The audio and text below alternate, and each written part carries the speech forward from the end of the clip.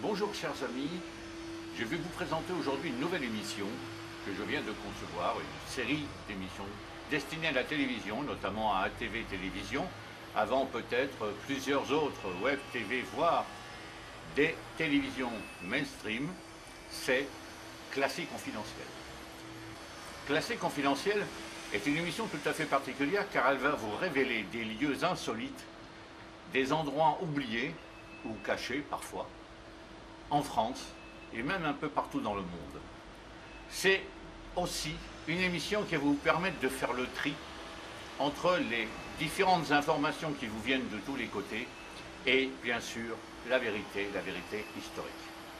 Alors notamment, nous aurons une émission sur les pseudo-pyramides de Montevecchia en Italie. Nous en aurons une sur la vallée des pyramides de Saint-André-de-Rozan. Nous en aurons aussi une sur la pyramide de Falicon et la pseudo-pyramide qui aurait soi-disant existé à Nice. Tous ces monuments vont être détaillés au cours d'émissions distinctes. Et aujourd'hui, la première de nos émissions sur Classé Confidentiel, ce sera la pyramide du roi d'Espagne. Alors vous verrez que là aussi, entre les légendes et les fantasmes, il faut faire la meilleure part à l'histoire. Ce sera peut-être différent, je ne dirais pas moins captivant que la fantastique histoire de l'ère antédiluvienne.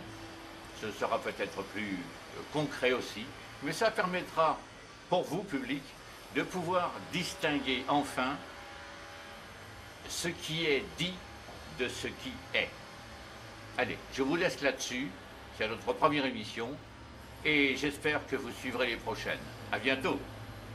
Il existe partout dans le monde des endroits insolites, volontairement oubliés, des phénomènes paranormaux, étranges, surnaturels. Cette émission se propose de vous les révéler.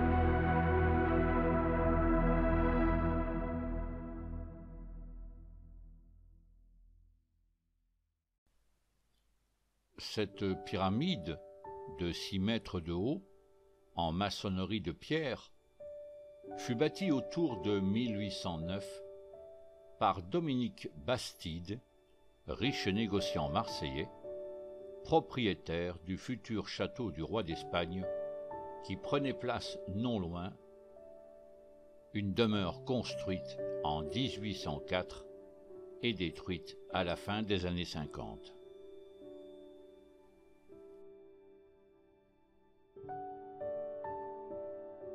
Cet étrange ouvrage servit de mausolée familial pour son fils Camille Georges, mort à 2 ans en 1809. La dépouille aurait été transférée ensuite au cimetière de Saint-Charles, puis au cimetière Saint-Pierre, son remplaçant, et la pyramide fut abandonnée.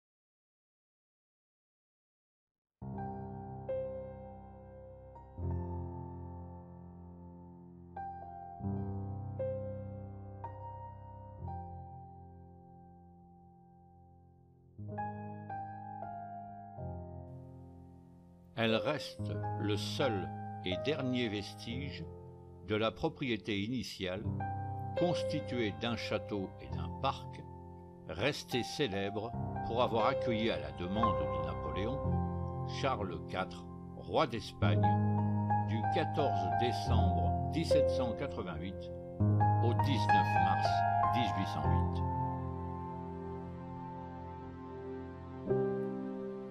Le monarque et sa cour furent en exil entre 1808 et 1812, dont 3 années à Marseille.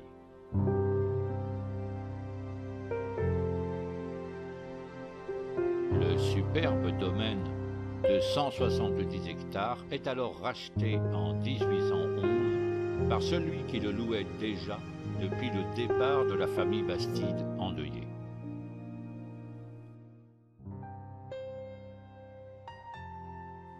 Le nouveau propriétaire est venu ici en exil forcé mais luxueux, invité par l'empereur Napoléon qui a obtenu son abdication du trône au bénéfice de son frère Joseph Bonaparte.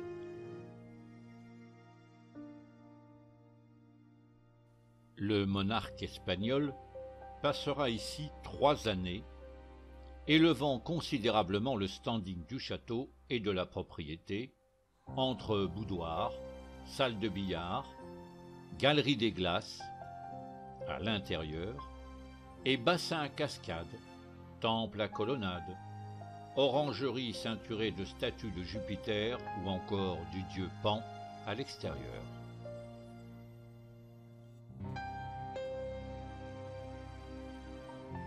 Craignant les intrigues de nationalistes espagnols, Napoléon transféra en 1812 l'ex-roi au palais Barberini à Rome.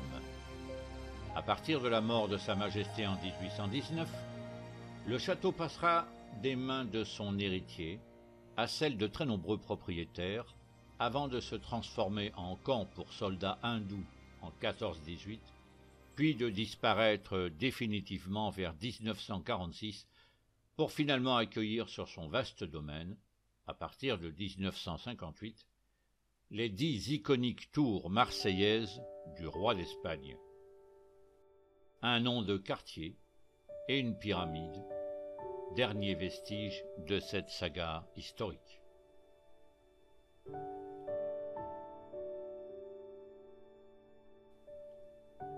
L'édifice marseillais est actuellement à l'état de quasi-abandon et non classé, malgré des initiatives citoyennes pour tenter de le rénover en profondeur. Une première rénovation a d'ailleurs eu lieu en 2008 sur la pyramide du roi d'Espagne, assurée par l'association syndicale foncière libre qui fédère les 17 copropriétés du quartier, consciente de la particularité du site. L'accès à la salle intérieure a été muré. L'extérieur de la pyramide a été dégradé par plusieurs actes de vandalisme ainsi que par les pins qui y ont pris racine.